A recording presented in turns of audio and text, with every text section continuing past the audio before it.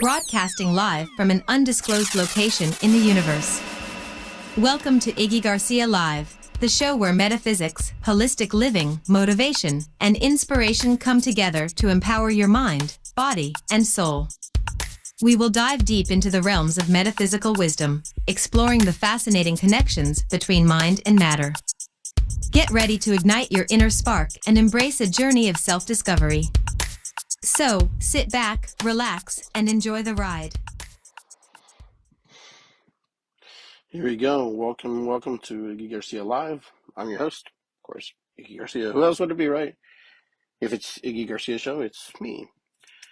Wow, I can't believe a few more days and we're going to be going into April. Kind of crazy, if you ask me.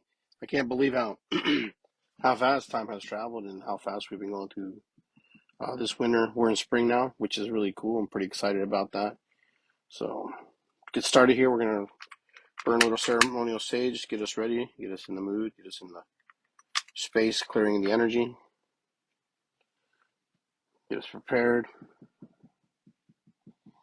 asking for guidance from our ancestors, asking for Creator to come and guide us on this journey today as we share. Let that burn a little bit here, put that on the side. I hope everybody's doing well. You know, if you want to say hi, say hello. I can see your comments here. Excuse me. I got a little smoke in the throat. But it feels like I haven't done a show in a while, but it's kind of been an interesting month for me. There's been a lot going on and a lot happening.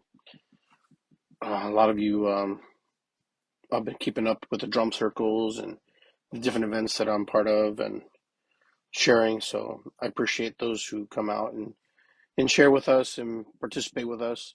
That's how we keep things going. That's how we keep things moving. So, you know, I have a YouTube channel, so you just subscribe to my channel. It's Iggy Garcia. You can actually, it's Iggy Garcia, and it's good to be here. That's what it's called. So you can join me there. And I also have on Instagram and on Facebook, of course. Right now, I'm kind of not really using TikTok too much. I find the platform isn't very friendly to some degree. I feel like I'm just putting a lot of content up and it's not going anywhere, which is probably normal for the design, the way they use it, for the structure they use it. It is a business and they're trying to make money off of it, which is understandable. And so I'm just trying to plug in wherever I can, but I try to stay where I'm able to communicate. So Facebook and Instagram are my choices, and Facebook lets me do this live stream, and then I transpose everything over to YouTube. And on YouTube, I collect all my stuff there. So I haven't really talked too much about what I've been up to lately. I kind of been just working and hibernating a little bit and trying to figure out strategies for the next evolution of the work that I'm doing. Because as we grow, as we mature, we have to find different ways to express ourselves and share with ourselves and share with the world things that we want to share. And so I'm just trying to see if the messages that I'm sharing are being heard or not heard. Regardless, I post them and I share them because I know that somebody listens to it and somebody gets something out of it. And that's important. And I'm not trying to collect people here or collect likes, whatever. No, I'm just trying to get a message out, you know, and however it develops, however it goes, and whoever it helps. That's the way I feel that my work is done. But a little thing about me here, I'm going to be having surgery soon. I'm going to be having surgery on it's an old incision that I had when back in early 2000s that I had work done on my intestines and they had to clean them up and work on it and I had a hernia. So basically what has happened over time, I've gained weight. Whoa, who didn't notice that?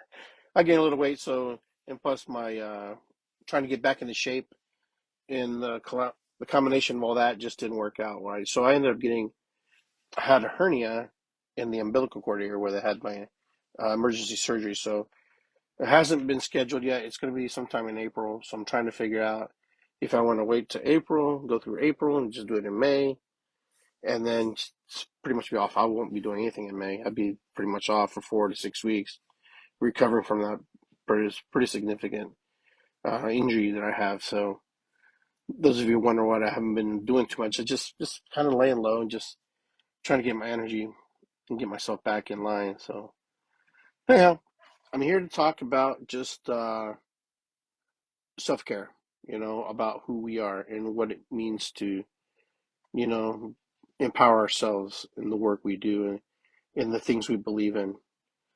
I mean, it's easy for me to say, you got the power, because that's the name of the show, right? That's the episode. You got the power. But you do have the power. You have the power to make a lot of choices or no choices at all. No matter how you do it, it's a powerful choice, right? No matter if you decide to go one way or not, you're going to be empowered in that decision. Now, the thing that I worry about, sometimes people make decisions out of, fear or self-preservation, where they don't feel like if they do it, they might fail. But, part of life is falling and getting back up. And for a lot of us, falling has a bad connotation. Oh, I can't fail. I can't fail. But, failure is not a bad thing. Failure is a way for us to gauge and say, hey, this is where I'm falling short. I'm not doing something right. And sometimes we don't fall because it's our own cognition and our own self that caused that failure. Sometimes it's the failure happens because we've embedded ourselves or parked ourselves onto somebody else's dream, somebody else's vision, somebody else's, ride or whatever. We've jumped the bandwagon. However you want to look at it, there's different ways to look at it. It's different for everybody. But I do know this, that sometimes when we give away our power, oh, sorry about that. When we give away our power, I mean, when we give away our power, that's giving away us. I mean, it's pretty simple math. When we give away our powers, we give away our core, our spirit, our soul. So how do we not do that? Well, it's easy for me to sit here and say, oh, you can just walk away or you can just do it. And sometimes, we don't even know we're in the crux of a situation that has pinned us or pigeonholed us into a situation that we can't move. We start to believe and indoctrinate and things into our own belief system that maybe not even ours. So you're talking about trauma, abuse, all these different things that happen to people. A lot of people, there's a lot of reasons why people don't move forward, why people don't try to propel themselves into a better situation. Sometimes the situation that feels corrupt and dysfunctional feels safer because you have some sense of control within that dysfunctionality. But I'm here to tell you, yeah, you may feel safe, you may feel comfortable, and you don't want to rock the boat or whatever. But are you really? Does that really what you want for your life? I mean, that's the things we have to ask ourselves. We all talk about we want better, we want wealth, we want riches, we want this or that. Every human being has wants and needs. Period. There's none of us who don't get away from that. Everybody's wants and needs are completely different. Absolutely, yes. Everybody's wants and needs are completely their own design. Now, sometimes we can't move forward because we start to buy into other people's hypes, other people's beliefs. That's why it's so important for me and for others to realize, the people around you. Take a look at the people who are around you. Where are they going? What are their desires and dreams? What is that you notice about them and that you notice about yourself? Sometimes we feel like we're the leader, and sometimes we feel like we're leading, and then sometimes we realize, well, we weren't leading anybody. We were actually the belief of leading people to nowhere sometimes is very evident too. You could be in a group of people. You can be in a group of people and feel like you're the leader, but then the group actually dictates what happens. Say you want to go to, you want to go for a walk. And then everybody's like, well, let's go here, let's go there. And then the leader goes, oh, well, let's just go here. And then everybody's, no, we don't go there. So you propose an idea, you propose something to do, and it doesn't work out. But I mean, does that mean the group collapses? No, not necessarily. The group means they have checks and balances within themselves. Now, the thing that we have to worry about is, do we have say in the group? Or do we create say in the group? There's a lot of groups that are created, and a lot of friendships that are created, and there are some in the group that don't feel like they have a voice in the group. They don't have a voice in the friendship. Not because they don't speak, not because it's not something they're not connected with or they're not engaging with, but some people's personalities just are just not about voicing their opinion or their belief, or they feel like they're not heard. Most of the time, people who don't speak is because they're listening, they want to learn. Pardon me, took a little drink here.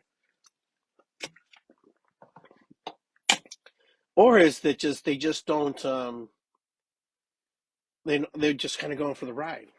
You have to ask yourself, are you going for the ride? Are you there temporarily? When you make new friends, what are you looking for in new friends? What is it you look for? What is it that you're looking for? Let's say you're looking for a partner. What's that partner look like to you? What does that person look like? Because you're going to spend a lot of time with somebody and with others who have their own ideas and ideologies about things. And at first, people don't project and they don't share because they're trying to create the bonds between each other. And this could be for several years. This could be, 4 or 5 years, whatever. And then those bonds all of a sudden start to deteriorate because somebody's always the head of the group. And it's not always the person who is projected to be the leader of the group.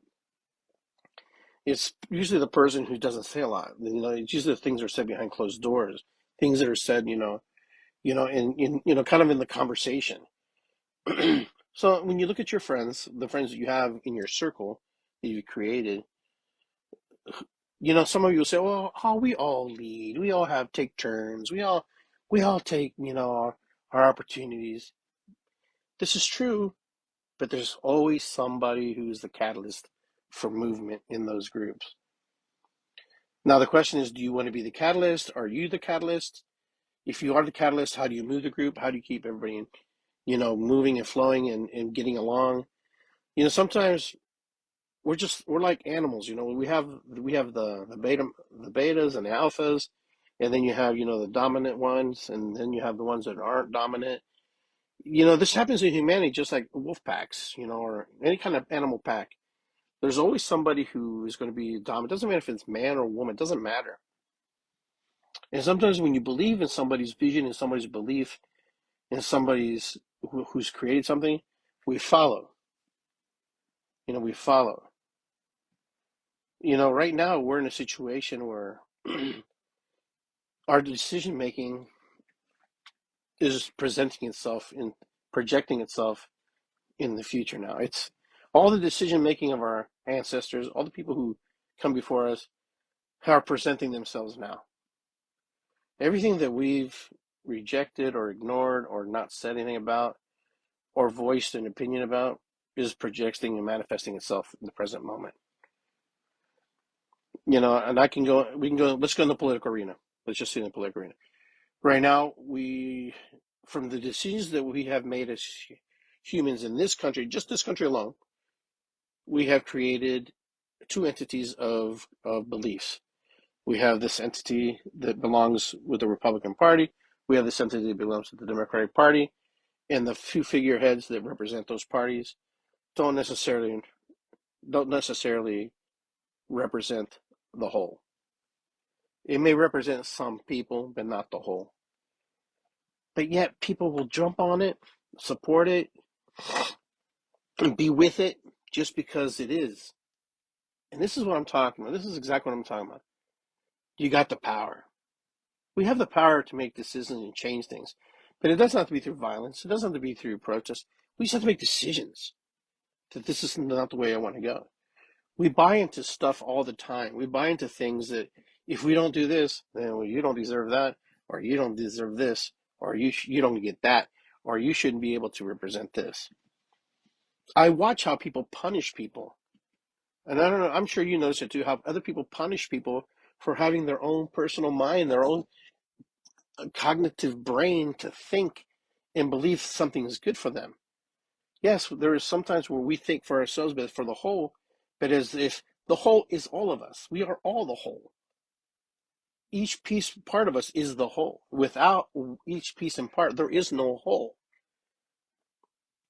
There are holes where those pieces should belong. And there's where things lie and where people get lost in the world. That they think they should not be part of something, or they don't think they have a voice in that big mechanism. Because they don't understand that they are part of the mechanism. They are the mechanism. They are the reason why things turn. But sometimes we don't see it because we see ourselves so small. We see ourselves so little. We see ourselves apart from it. Oh, I can't make a difference. Oh, no. Listen, I ran for Congress, back in the early 2000s, 2004, you know. What did I go in there knowing that I was going to win? No, I didn't go in necessarily for winning. I went in there to show that if we stand up and we present ourselves and we get out there and do something, there's potential to make change. Did my actions when I ran for office, did that open up a window for the party to go, oh, well, we don't want this guy, so we're going to support this guy? Did it open up a window? These are the things we don't think about, when our actions create reactions and other actions come from that. It's like, we all talk about this all the time. You see someone getting beat up and someone's filming it on the camera and there's everybody's around there. No one's there to even stop the fight. Everybody's there just egging on the fight instead of saying, hey, listen, someone's going to get hurt. Someone's going to get killed. But no, we are animals and we behave like animals sometimes. And there's nobody there to break the fight up. There's nobody there to say, hey, separate. Because we're so invested. Oh, but if I get involved, I might have to go to court. Oh, if I get involved, then I might get beat up. These are chances that we take. That's why there are people who are followers and why there are people who lead. You could be angry at all the rich people in the world. You could be angry at all the poor people in the world. You could be angry at all the middle class people in the world. But what's your point of being angry with them? They're doing what they feel they need to do. Listen, most wealthy people, I'm not saying I'm wealthy because I'm not, but the things that I've read, most wealthy people, what they do, they disassociate themselves from people who have lack of vision, who don't see the world beyond its barriers that they've created. They don't see the world, only but in front of them, or 100 yards, or tomorrow, or next week. Most people, and I'm going to throw a name out there, Elon Musk. A lot of you don't like him, but it's not about liking. Even when Tesla was around, nobody liked him either. But we're so fascinated by Tesla and all his achievements and all the things that he did because he got the power. He had the power. He had his mind and he had his vision. He had his dream and his imagination. And he opened up that dream and that imagination. And he was ridiculed. Why? Because other businessmen saw him as a threat. Other people saw him as a threat. And they painted him as a threat. Was he a threat? I don't know. I wasn't there. I wasn't born in that time. I can only go by the history that was written about him and whoever wrote the history, because that's somebody else's indoctrination and someone else's words that I have to read and go by and disseminate and discern from that and break it apart and bring it back apart. Okay, so he was in love with a pigeon. Who's to say the pigeon wasn't an alien from outer space that communicated to him? Oh, well, how can that possibly be? But no one has vision. No one has the idea that things aren't always how they are, how they seem. We believe that everything has to be in a construct that's understandable. Constructs of understanding are the constructs that you've created, all the memories and all the things that your rose-colored glasses that makes you feel comfortable, that makes you feel good. So there's this man who creates, AC current, right? Alternating current. And then his ideas were stolen. and his ideas were used to charge. And this is electricity. Nobody invented electricity. That's bullshit when someone says they invented electricity. Electricity's been around. They harnessed electricity. They corralled electricity. Those are the proper words. We don't speak in proper words sometimes. It's like saying Christopher Columbus discovered America. No, he did not discover America. Christopher Columbus stumbled into America. He didn't even come to America. He came down into the islands, the West Indies islands, because he was trying to get to India. Indio. Looking for the Indios. And we read history because somebody wrote history for us. So whatever you read is what you're going to get. However, whoever's in the power in that moment will dictate how you should interpret the message. So when you read stuff, yeah, it may be correct, but it's what they want you to read. They want you to know. This is why it's so important to understand. Don't just knock somebody off because they have a different point of view than yours. Because you might find something in the nugget in there that you may not have seen. Oh no, but it's this way. No, no, Iggy, you're wrong. I've had people bash me. I've had people tell me that I was crazy to even think that way. Well, I'm a free thinker. I think, and I try to think outside the box why things may be a certain way, why people may feel this way. I can't necessarily just jump on and just ride the wave and go, okay, this is the way we're going to go because everybody's going that way. Let's all go swim and drown together. If I drown on my own, then that's of my own cognition. That's my own personal satisfaction or desire to do so. But if I know if I jump on that ship and I'm going to drown, I'm not going to drown. I'm not going to do it. I'm just speaking out of personal feelings of my own. I watch our political landscape right now, and I watch how we're all being played. We're all being played. The lesser of two evils. Oh, then you've admitted that it is evil. It doesn't matter if it's this one or that one. It is still evil. Evil is evil, right? Whatever you interpret evil. So whatever your mind goes, what evil is, that's what it is. And if evil is lesser than, then that's where your mind goes. Because we don't know nothing. We don't know anything about anybody. You may think that you know something about somebody because you heard them say or someone accused them of this or accused them of that. Oh my God, I've been accused of things in the past, of things I didn't even do. I've watched my dad, an immigrant, get arrested for nothing. And I waited for him and bailed him out of jail. And they dropped the charges. Oh, sorry, we mistaked you for somebody else. My life is different than most people. I grew up in a bar. I grew up in a restaurant. I grew up the son of a military man. I grew up the son of who owned businesses. I can't have the attitude of just, oh, fuck you, can't do that. No, you have to go in there and you have to really assert yourself and be a lot of things for a lot of people. You're almost like psychologist. You're almost like learning to be not necessarily a chameleon, but a person who listens and sits there and tries to hear what someone's really saying. Revolutions started in bars and restaurants. All kinds of things have started where people congregated. Very little has anything ever happened where people are just sitting around. Right now, we're in a time of great flux and great change.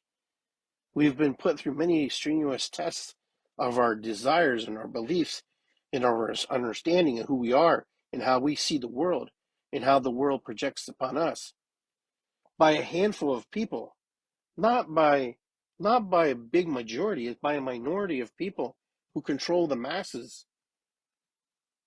You've got the power, friends. All of you have the power to make great decisions for yourself or for others. If you like the decisions you're making now, then perfect, great.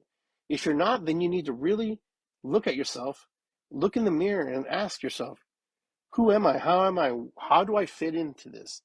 How do I move into this? How do I do better? Is this better? Can it be better?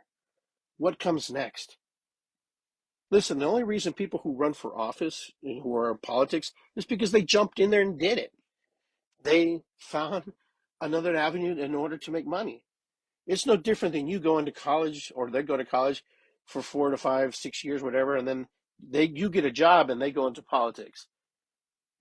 People ask me all the time, oh, why aren't there good people in office? Because people aren't good. People have shadow sides. People screw up. People make mistakes. People are dumb sometimes. We do stupid things. We're afraid of our past being projected into the ethers so people can see it. We don't want people to know who we really are. You run for politics, everybody's going to go at you. Everybody's going to want to dig and see what they can find on you. That's why a lot of people don't run for office. That's why there are no good people in office. Because you got to be just a little bit different type of thinking to be in office. You know? Are there nice guys in politics? Sure. Nice gals in politics? I'm sure there are. I can't say that. I can't speak, no. But are there really some strange energy in there? Yeah, there is. Why are they there? Because they got the power. They made a decision that they're going to do something that the average person won't do. The average person won't get out of bed. They'll hit the snooze button until they hit it 3 times, until they crawl out of bed and totally disrupt their sleep. You know? Why do people who have money have money? Luck, inheritance, who knows? You can put anything in there to fill the gap. But I know when I was running my business, I, I had to get up. I had to be in my shop, and I had to open the doors and pray to God that the things that I advertised, the things that I presented, was going to bring people into the business. But that's old school business, right? Because that's the way I was taught. That's the way I was raised. And then, I have to do it again the next day, and the next day, and the next day, and the next day. I remember going home at 4:30 in the morning and have to be up at 9:30 in the morning, and do it again. That was too crazy for me. My dad could do it. He loved that. But that's my dad. That wasn't me. Man, when my dad went crazy when he heard I didn't want to do restaurant anymore. I wanted to do the properties and things that more tailored to my strengths. But I sitting around all day watching people get drunk or watch people, just tell you the problems every day long. Not much has changed in some avenues because I still kind of do that work, but in a holistic way. I do it in a holistic way through metaphysical means. I do through drumming. I do through my shamanic practice. I just, sometimes I'm just there.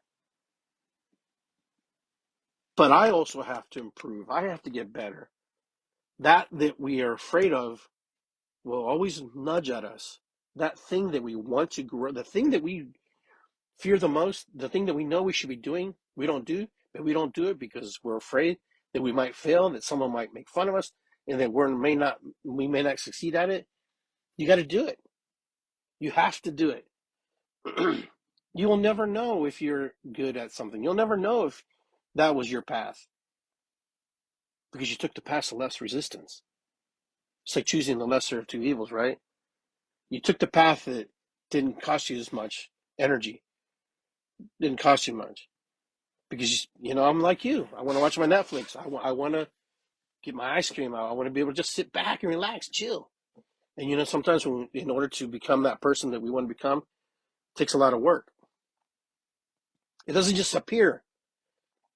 Everything that has brought you to this point, present moment in time, where you're at right now, is a compilation of all the things and all the people that you've invited, all the things that you've read, all the books, all the magazines, everything, all the music, all the sounds, all the motivation, anything that you've listened to, anything that you've indoctrinated and put into your head is there, filed there for the rest of your life.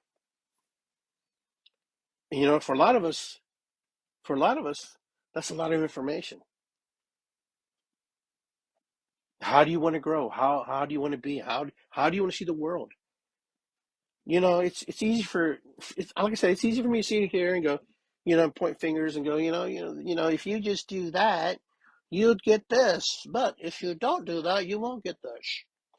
Listen, as the work I do as a coach, as whatever you want to call facilitator, I know one thing: the universe loves action. That's one of the first rules of the universe. It loves action. The universe hates a void. You know, if you're not going to do it, if you're not going to do what the universe is asking, the universe will find somebody else to fill that void.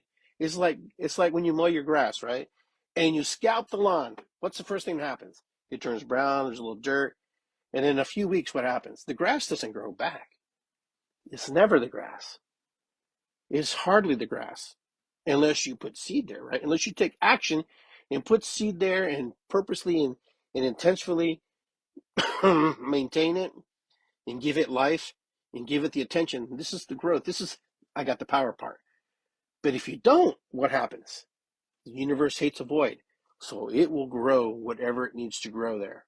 So whatever seeds are flying through the air, whatever weeds that are still dormant under there will grow there. That's how the universe goes. That's why you see grass and you see it growing, and then all of a sudden it's like a patch of weeds or crabgrass, because the universe knows. Remember, the grass that's in our yard, usually the people like to keep it green and put a lot of effort into it, which is okay. That grass was never around during the dinosaur period. So anytime you see pictures of dinosaurs grazing in the grass wasn't there.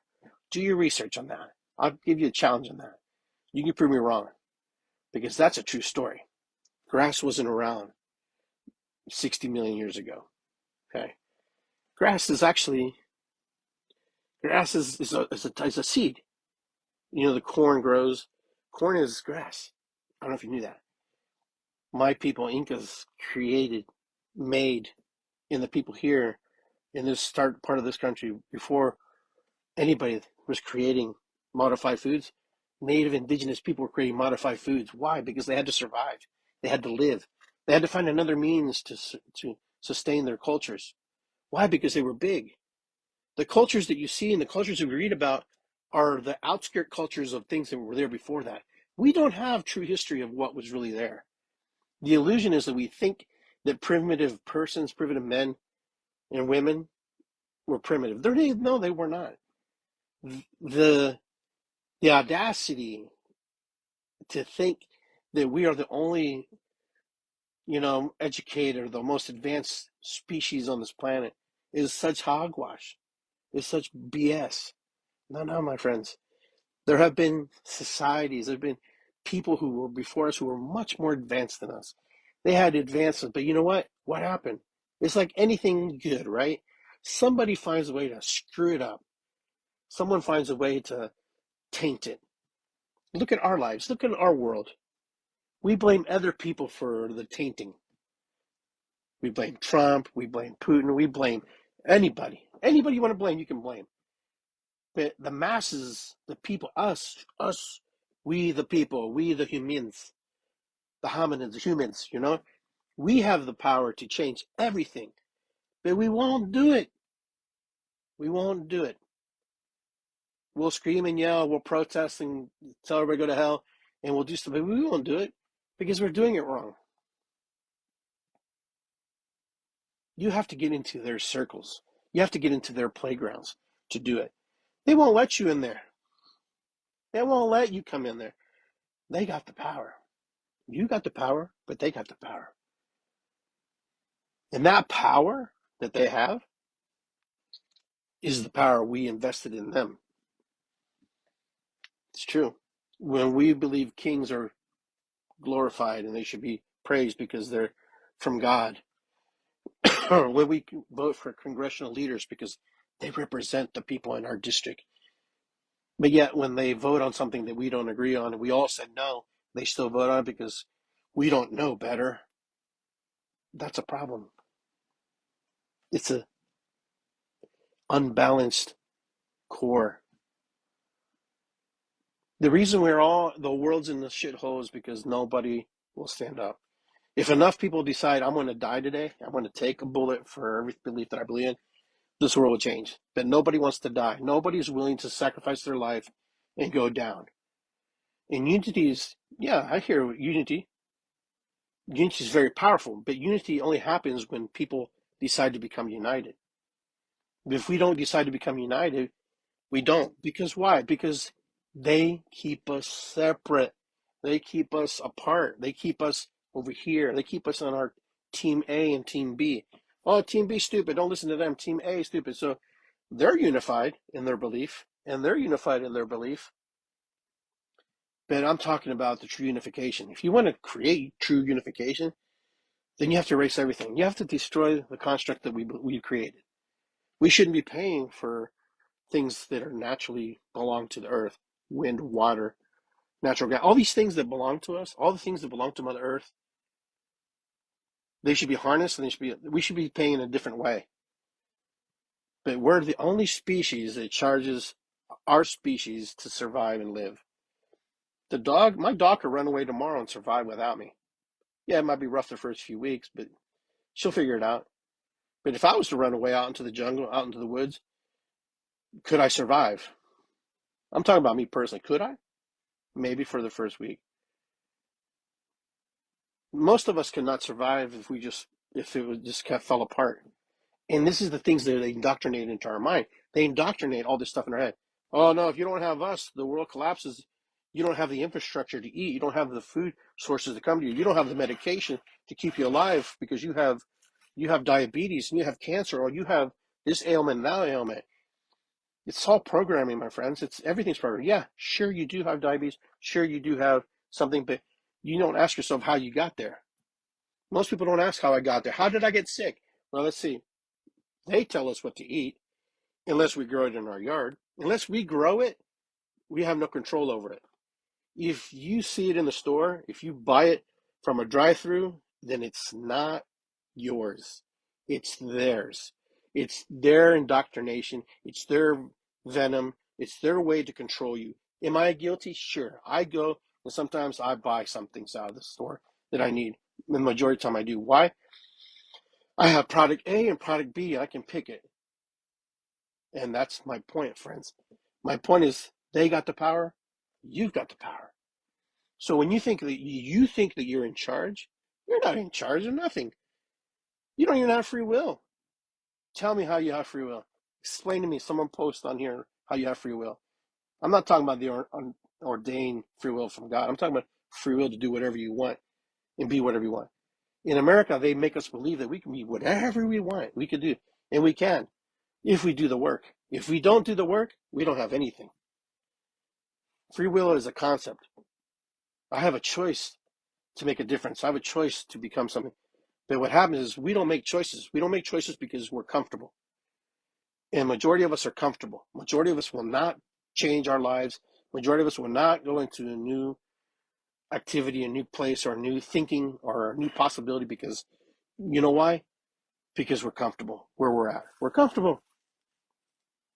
You're comfortable with group A or you're comfortable with group B. You will follow. When Group A slams Group B and Group B slams Group A, this is because they pinned us against each other.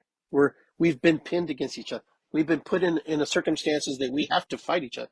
We have no choice but to.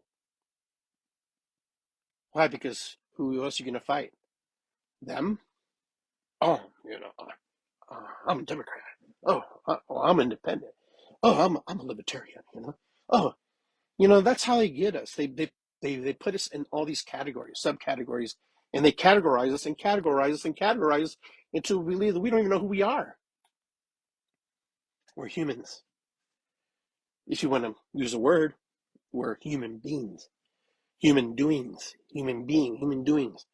Pick your choice. Are you doing or being? What are you doing, human? What are you being, human? The whole political landscape, the whole political structure of the world is screwed up because the people who are in power make us feel powerless.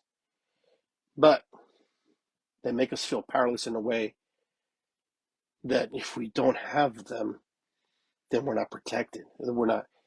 Any conquering nation, anybody who conquers another nation, will always tell the people, we will protect you from them, but you have to follow us and be with us, and we will feed you. Shit. The Incas did it. The Incas went to every tribe down that coastline and said, hey, we're going to, they sent an envoy. We're going to conquer you. You can join us, so there's no bloodshed. You know, if that's okay with you, you can be part of our, kingdom, part of the Inca Empire, and we'll all work together and collaborate and share. But if you don't want to, well, that's kind of a problem because you're kind of going against what we want to create here. We're going to come conquer you. We're going to just slaughter you guys down. Yes, this is the Incas. And yes, you can do your research. They conquered people too. They were conquerors too. The Incas were conquerors. They conquered other tribes. And these tribes, when they were conquered, it wasn't pretty. But if you assimilate and you became part of the Borg, like in Star Trek, if you became part of the system, then you were taken care of. You were given your provisions, you were given your food, you had one leader from your tribe was in charge of that, made sure that everybody stayed stable and everything was good. Yeah. Yes, the whole system is designed to make us fearful, create fear, false evidence appearing real.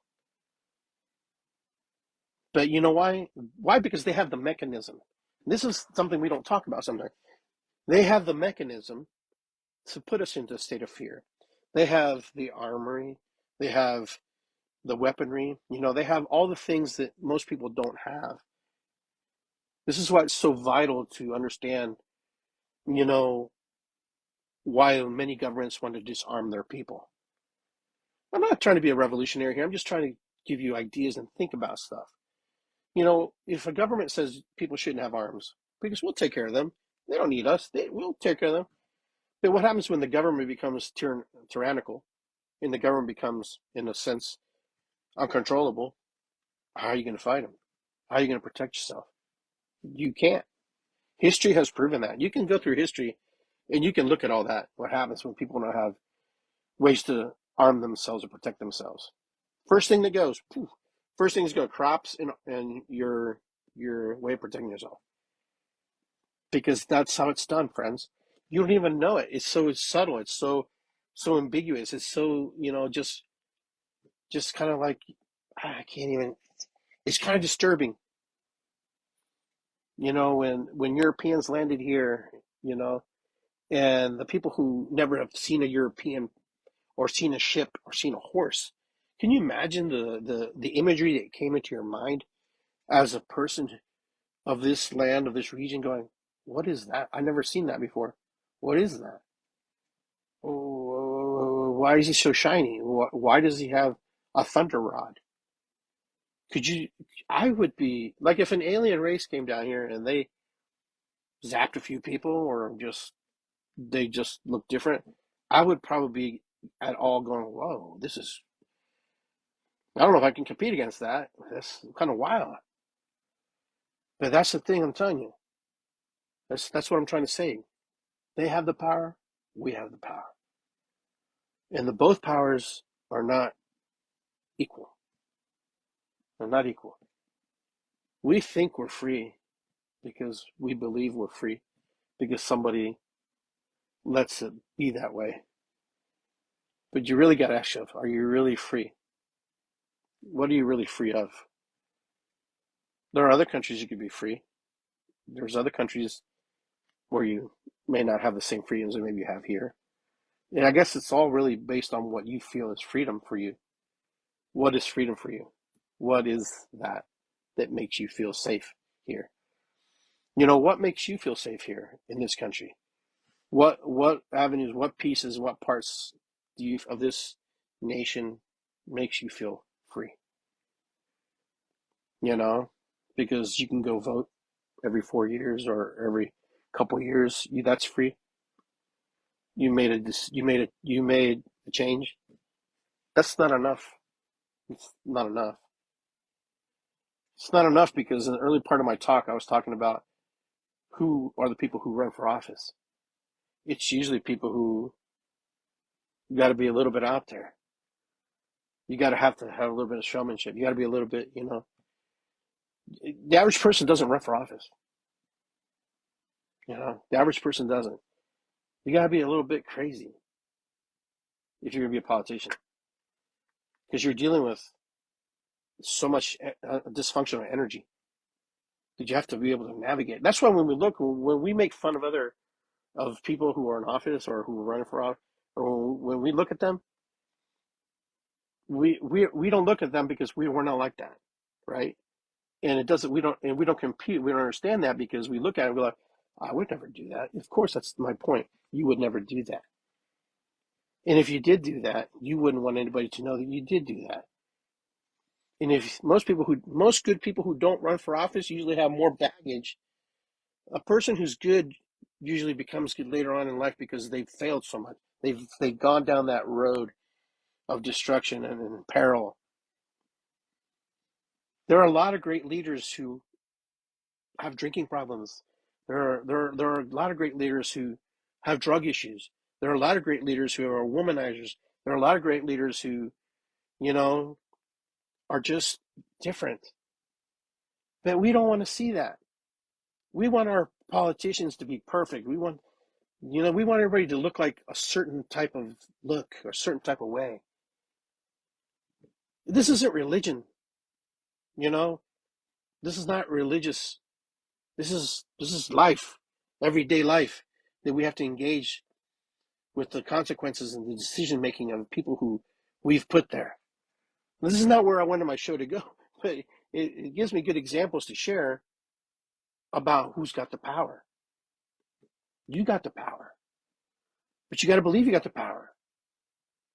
You've got the power to change your life in the microcosm of where you're at, and then the macrocosm as well. There's just so much that we can do, and we won't do it. We won't do it because we're afraid that we might get arrested. We're afraid that we might be ridiculed, made fun of,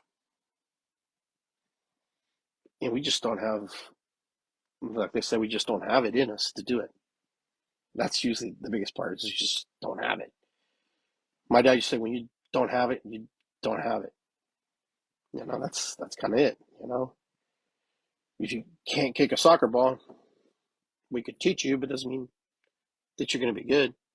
We can teach you to kick a soccer ball, but it doesn't mean you're going to be a great soccer player unless you dedicate your life in a way that's very unique.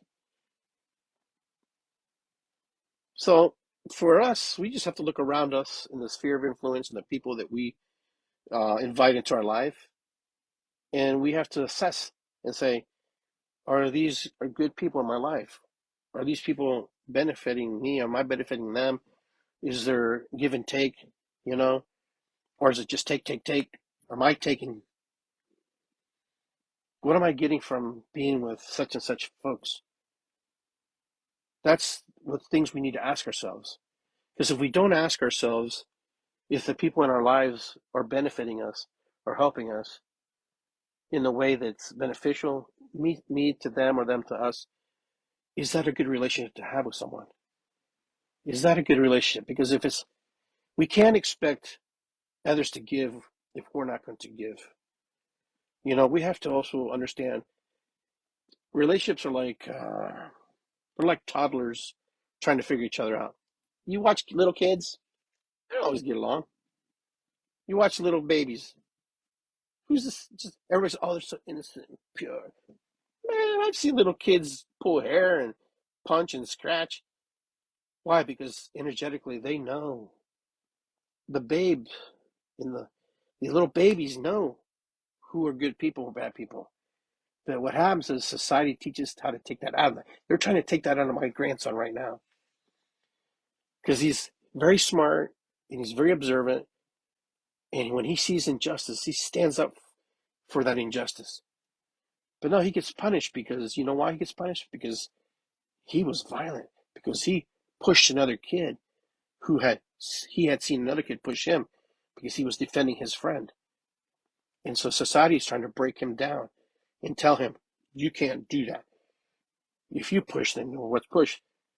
I remember when my son, one time got jumped in school by a kid who was messing around, and my son punched him. The guy jumped on him, and my son defended himself.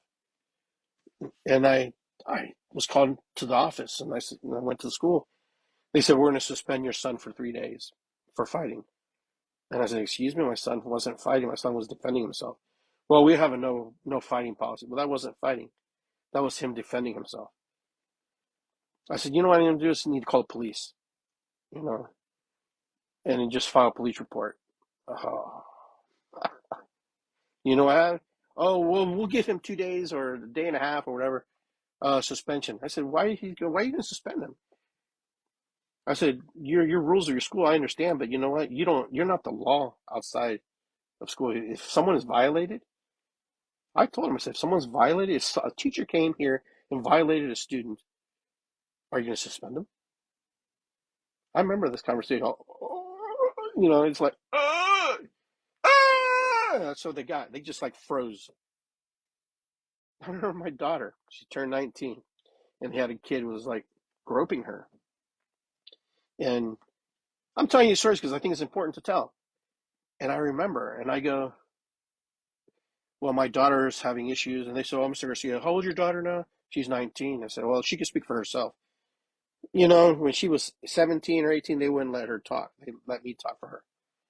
I was like, wow. I was like, mofos. This is why I don't trust the system at times with my kids or my grandkids. Because the system is designed to protect the system. The system is not designed to protect you. You think it is because they make you believe it is. It's not. The system is not designed. The system is designed to protect itself first. It protects itself first, then it protects whatever is left. I had a teacher tell me one time, everybody told her, you should speak up, you should speak up. You know what they did to her? She spoke up. And they took her, they picked her up and threw her out of the meeting because she was against the union at that point. So my friends, you know, we're over here talking, we're over here thinking about, you know, you got the power. Who's got the power? Who controls what? The school systems can't even teach our kids properly. Why? Because the entities who are there don't want to.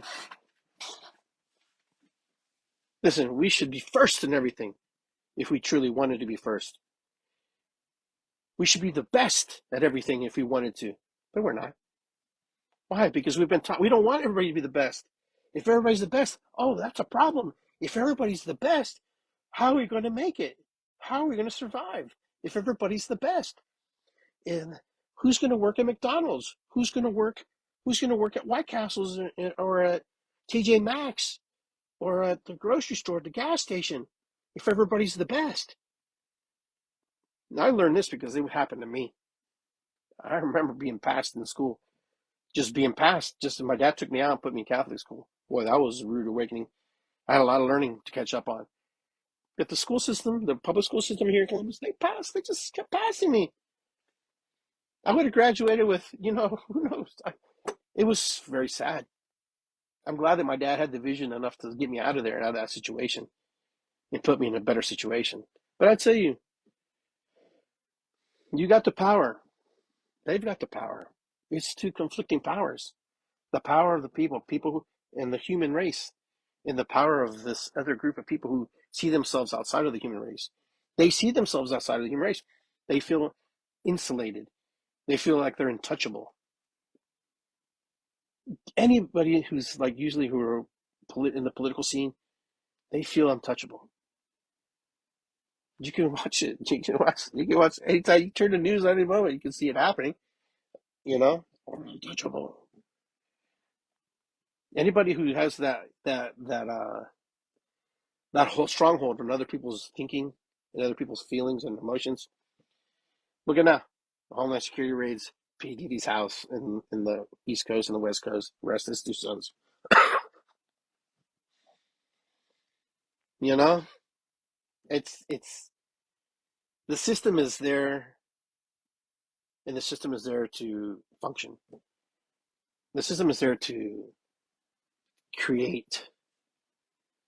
You know, there's some bad shit that goes on in this world, and sometimes we just go. And sometimes we're like,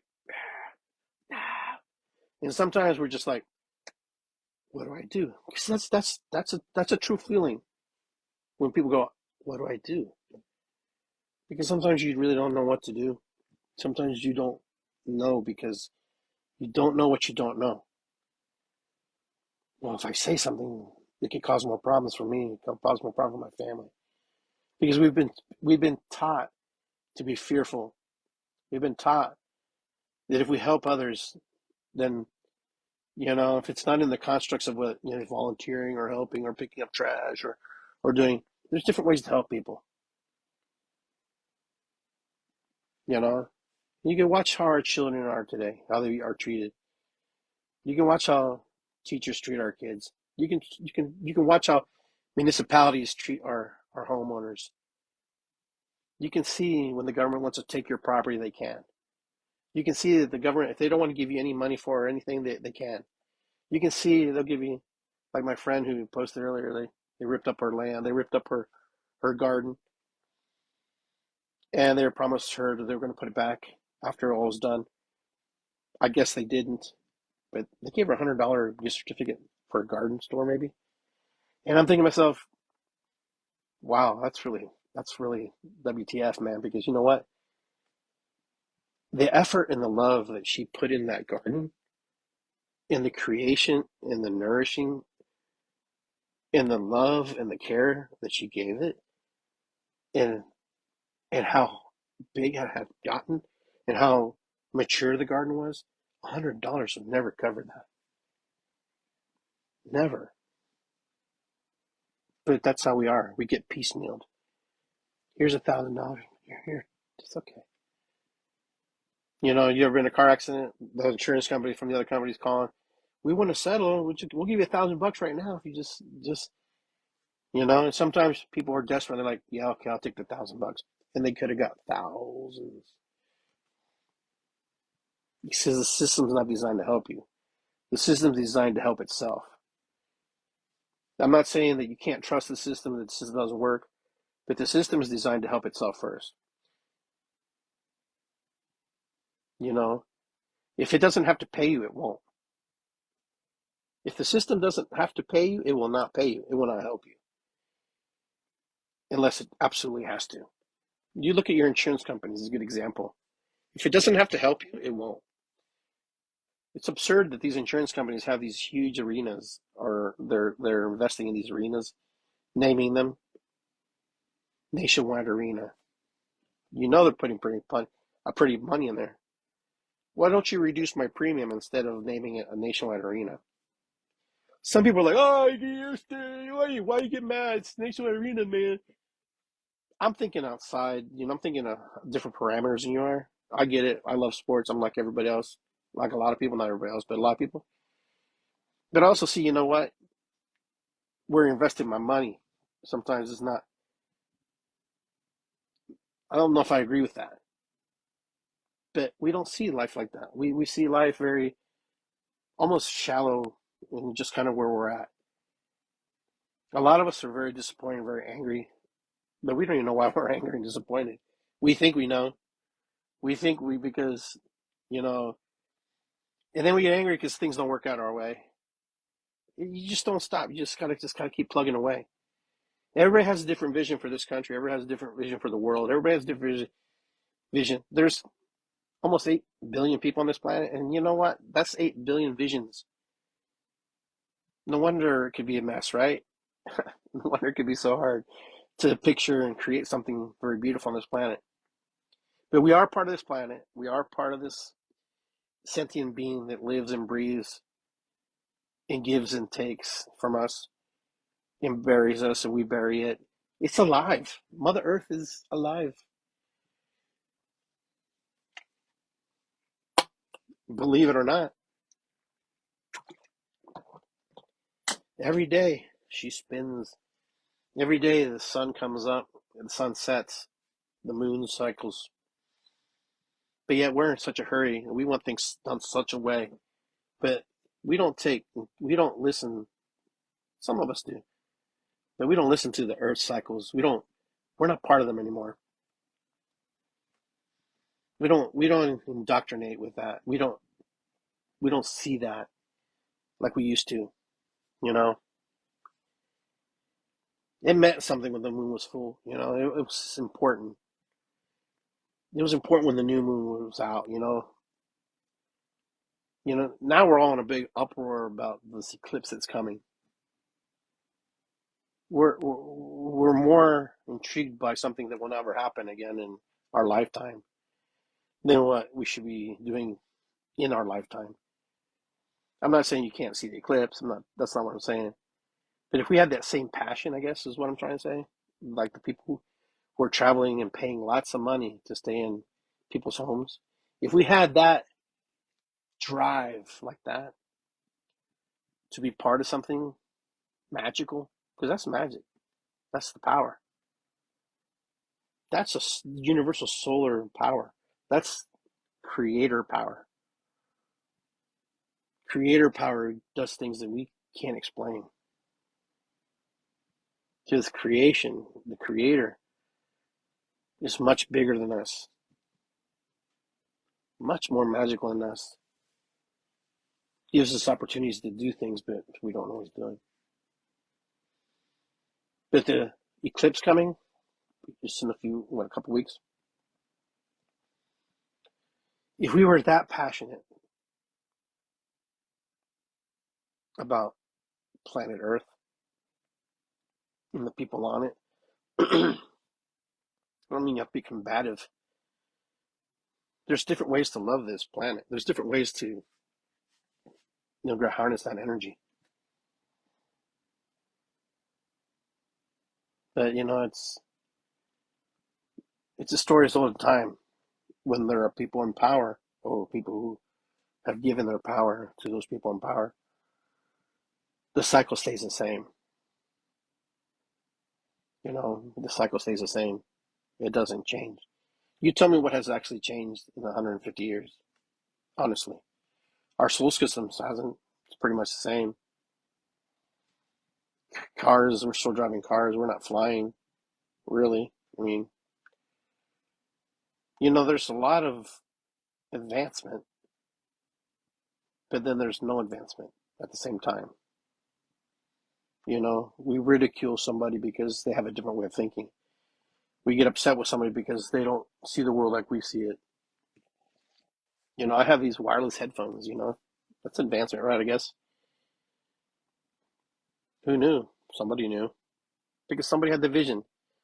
Someone had the dream. Someone had the desire. Someone had that power to grab that energy and harness that and say, I'm going to do that. And you know what? I guarantee you it wasn't made in one day. It may have been 20, 30 years of progression to get to this point. And that's sometimes you got to put a lifetime in order for something to happen. We're so impatient. Humans are so impatient. We're impatient. We want it now. And rightfully so, we deserve it now. But there are some things that just have to be like the sun setting, the sun rising, the moon going through its cycles, the planets moving through the universe. Some things just have a way of doing it. And if there's any variance of that, if there's any change on any of that, it changes everything.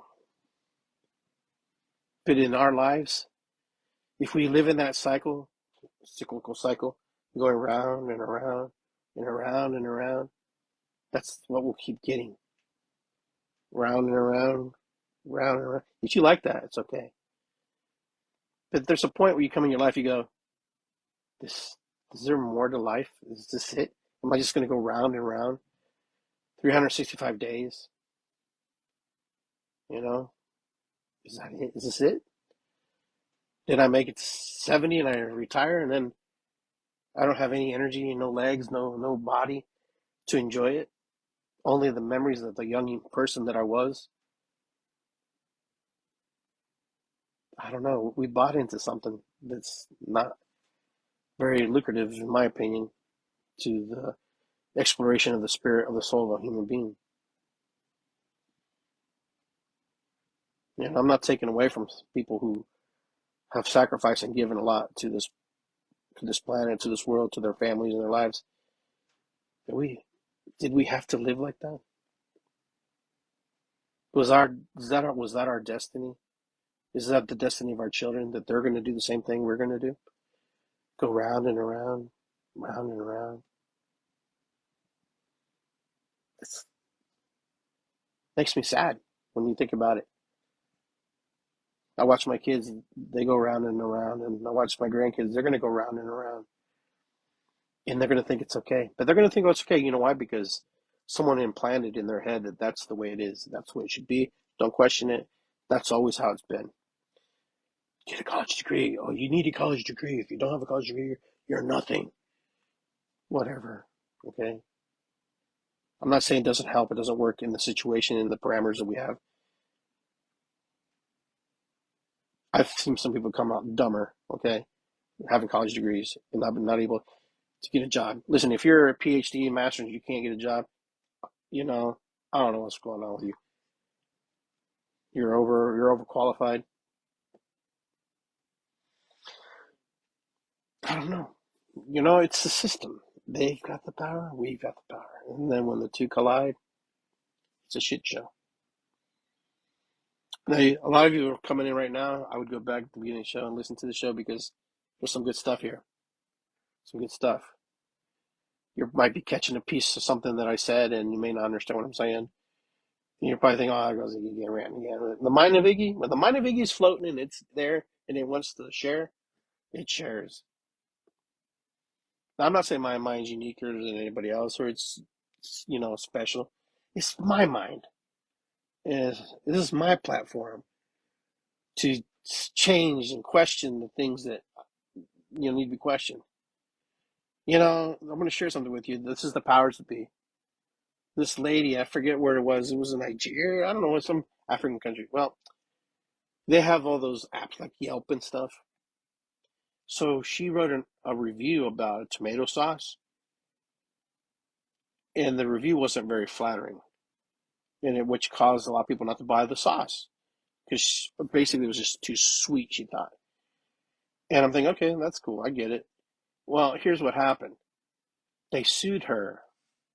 I don't know if they won or not. I have to do a little more research, but she got sued because she wrote a review about something that she didn't think was good in her mind. That went to court. Could you imagine if people wrote things about my restaurant they have, if I wrote something about something that wasn't nice, I'm going to get sued. How sensitive have we become? I don't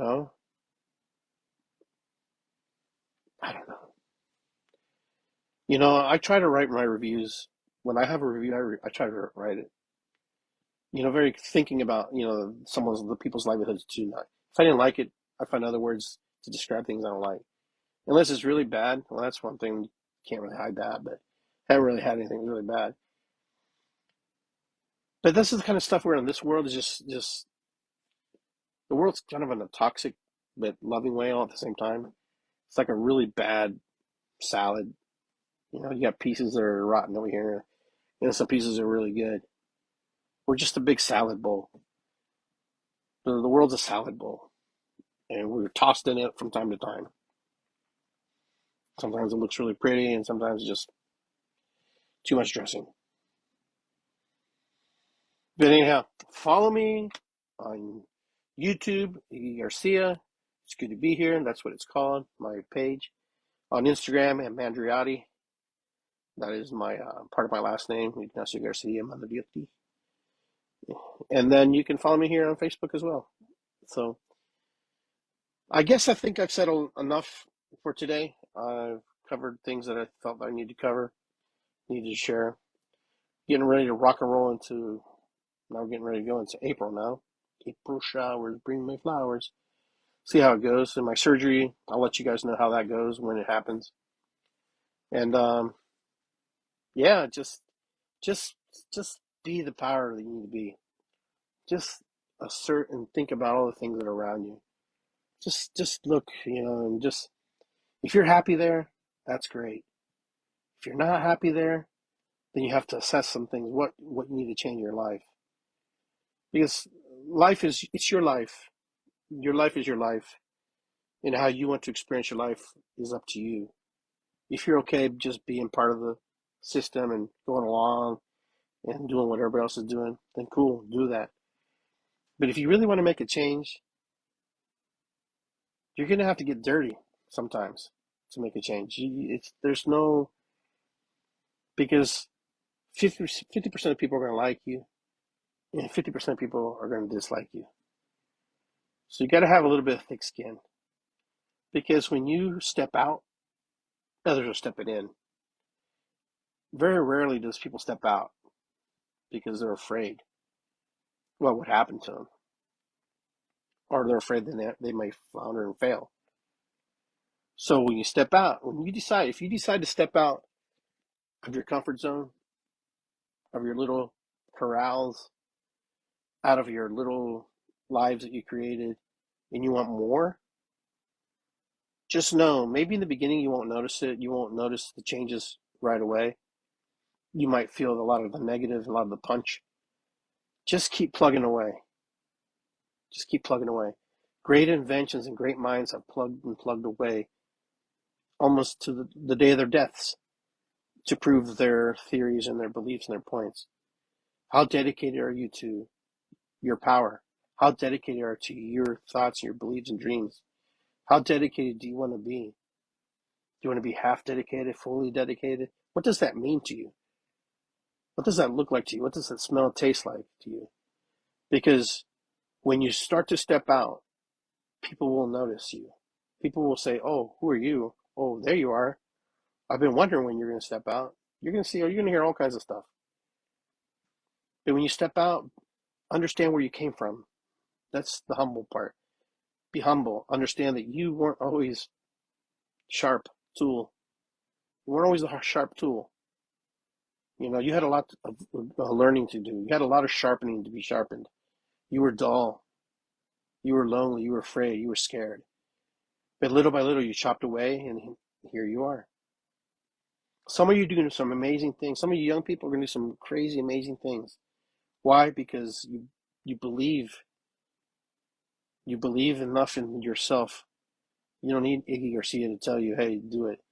You believe enough in your dream and your passion that you'll do it. Where dreams die is usually when we tell other people about our dreams and they give us our opinion. Be careful who you ask your opinion to. Don't ask them how they think about it. Never ask somebody what they think, because thinking is different than feeling. Ask them how they feel. How do you feel about that? Because it's a different response. Ask yourself, what do I think? How do I feel? Two different things. Because if I ask you to think about something that you've never been part of or don't know anything of, or you've watched something on a show, or you've seen something, or you've heard something, you're going to project that onto the person who's trying to get outside of the box. They're going to give you a painting, a picture, something that they're not even qualified to give.